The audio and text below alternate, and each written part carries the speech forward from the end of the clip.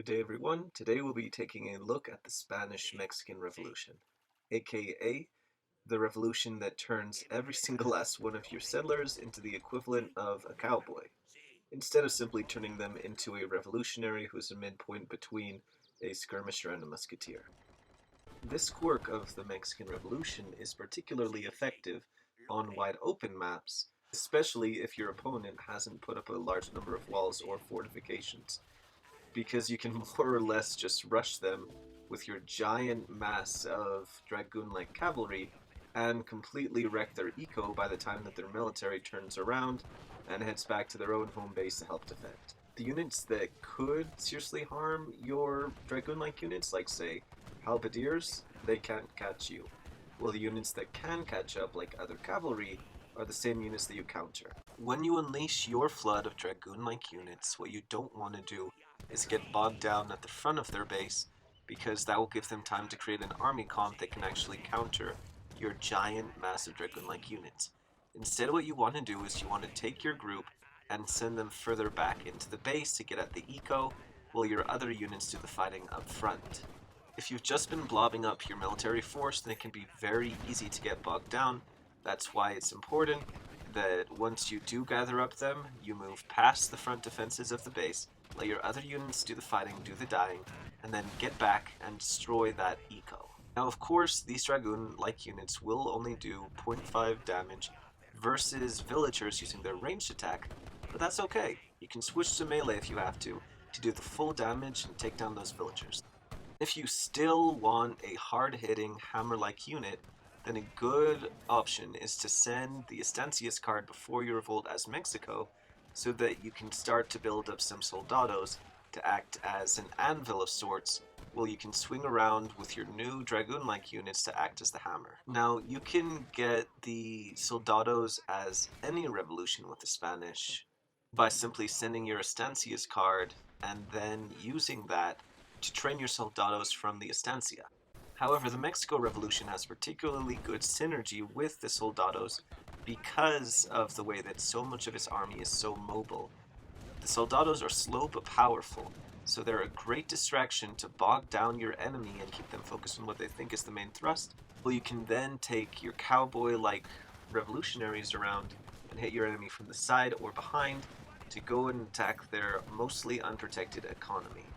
Alternatively, if you're patient or you just love dragoons, then you can use your giant cowboy-like Charro masses to take out the enemy using a hit-and-run tactics. The only thing is that that's not quite as effective with these dragoon-like units, because rather than having a single powerful shot, they fire in volleys of 4, sort of like an organ gun. So for them to do their full damage, they almost have to stand still to fire. That doesn't mean you can't use hit-and-run tactics, it just means that just like longbowmen, they're not as effective when you're constantly moving them around. So they are to normal dragoons what, say, a longbowman is to a skirmisher. They're a lot better in a lot of different ways, but when it comes to hit and run, they're not quite as efficient as the original. However, if you're willing to do some micro, then they can easily overwhelm mixed unit compositions, because they can counter enemy cavalry. If they run into artilleries, then you can switch them into melee mode to kill them that way. And after you send the Charro card and they get bonus against infantry in melee, you can even use them to kill enemy skirmishers by switching into melee, rushing in, and then stabbing the skirmisher to death. The only thing you want to keep in mind is that you can only produce these units from your town center. You can't produce them from forts, which puts you at a slight disadvantage when it comes to production. Which is why you should send the victory march before you revolt, and also you should research the church tech that lets you build cavalry faster.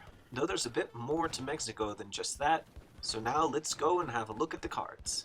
Okay, first things first, we have a card that gives you 10 Cerrutos, 10 cows, and 1 homestead wagon. Only send the first card once, but after that there's an infinite card that lets you send 1 Cerruto, 1 homestead wagon, and a cow, which is going to help you get your cowboy economy running, because these units only cost food. Unlike the cowboy of the American Revolution, they can train more cows and also harvest from livestock, which means they can harvest food for you, which you can use to build more of them, as they only cost 100 food and they only take up 1 pop. As time goes on, your cowboy economy can get surprisingly big.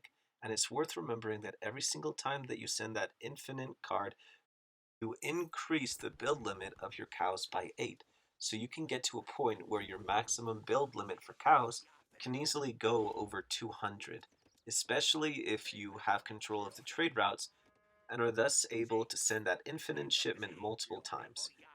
Next up is your Charro shipment, which makes them do bonus damage against infantry and melee, followed by your infinite fort card as well as your citizenship card. Then there is your Central American Allies card, which gives you an interesting selection of allies. First off, you have the Zapotec Lightning Warrior, which counters both infantry and cavalry. As you can see, they are wrecking these Qingdao swordsmen because they do ×2 versus infantry just like Jaguar warriors, though their stats are a lot weaker than those of a Jaguar warrior. But as far as melee infantry go, they're still a great option, because they'll counter other hand infantry if they get into melee, and they'll also counter enemy cavalry if they're able to get into melee with them, which makes them pretty flexible. And sure, if they go against Hussars in equal numbers, they will lose to Hussars. However, they're a lot cheaper than Hussars, and if you're able to outnumber the Hussars, then they'll cut straight through. It is also worth remembering that when hand infantry go into cover mode, they gain a ton of range resist. Well, they also deal melee damage, which falconets are pretty poor against. So if you're able to get them close to a falconet, then they can easily cut it to pieces if the owner of the falconet doesn't protect them. Next up we have the Maya Hulkin Spearman, which is an interesting case, because in a patch, the Maya Hulkin Spearman was largely replaced by the Maya Javelineer. However, as Mexico, instead of getting the Javelineer, you get the normal Maya Hulkin Spearman. But if you're on a map and you ally with the Maya, then even after your trading post gets destroyed, you'll keep access to the Maya Javelineer, most likely due to a bug. Which is just a little interesting because on maps where you don't have the option to ally with the Maya that are on the map, you'd only be able to build your Maya Hulkin Spearmen, which have largely been replaced by the Javelineer throughout most of the rest of the game. Main difference being that your Maya Spearman acts a lot like a pikeman, whereas the Javelineer acts a lot more like a musketeer or the Ethiopian Gasquenia. The spearman that you get doesn't have a ranged attack, but they do more damage against buildings and they do a bit more damage against cavalry in melee. You can see that here, where the Maya Hulkin spearmen are able to hold up pretty well against these opposing cavalry.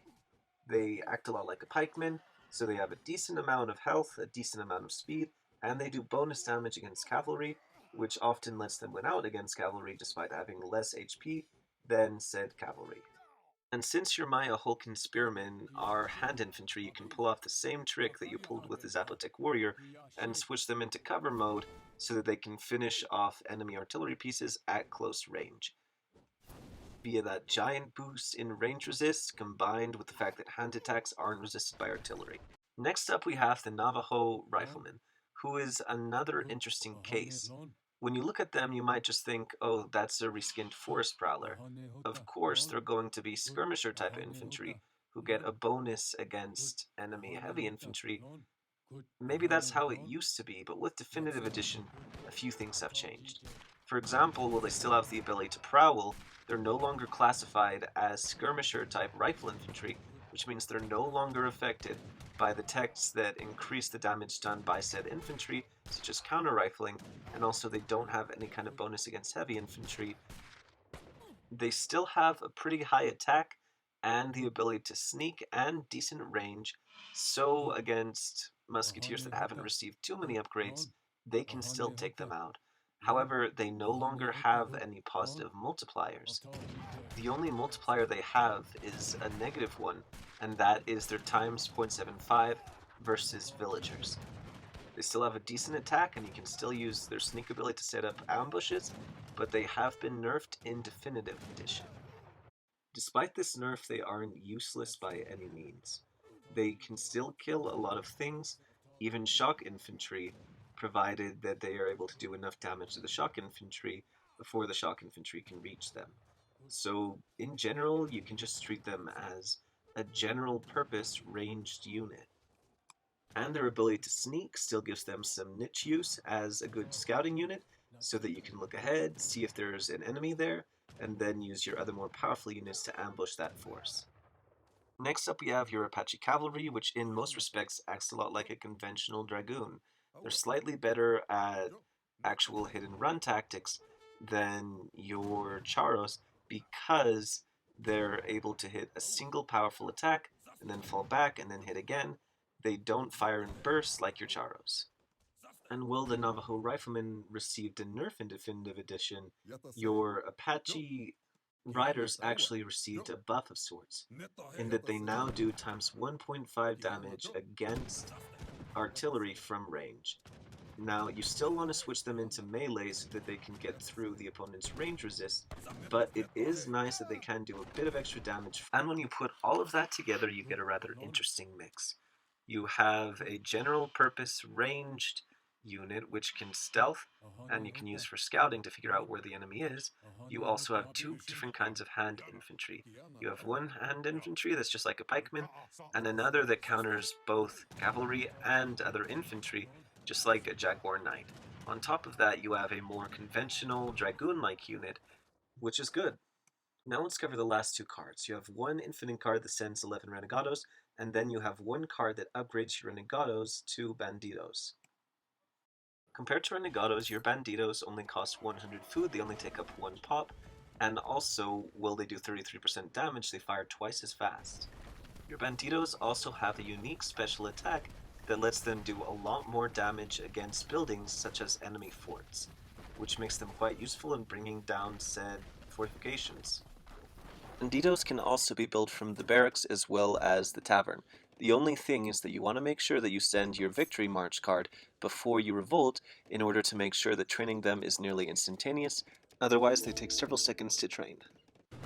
That's the Mexican Revolution for you. You get a decent choice of native units, and also all of your villagers basically turn into weak dragoons, so you can quickly create a lightning fast attack force which can rip out the opponent's economy before their own military is able to really put a stop to you. The Mexican Revolution is surprisingly flexible despite the fact that it doesn't have a whole lot of variety in its card choice. However, the Soldado does give you one option for creating an infantry-focused army, even though your cowboy-like unit really is the star of the show. Whatever you end up building and whatever you end up doing with the Mexican Revolution, I wish you nothing but the best of luck. Oh, also don't forget that once you upgrade your cowboy-like units to Charros, they also act like lancers will in melee, doing bonus damage to infantry. So they can counter both cavalry and infantry, which is a neat trick. Anyways, best of luck out there everyone. You got this. Adios!